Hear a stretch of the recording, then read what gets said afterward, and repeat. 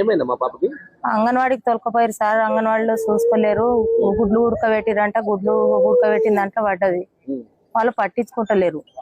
వాళ్ళు పట్టించుకోకపోతే ఇక హాస్పిటల్ కన్నా పెట్టురంటానంటే కూడా పెట్టమన్నారు. పెట్టమంటే మేము తీసుకెళ్ళినాం.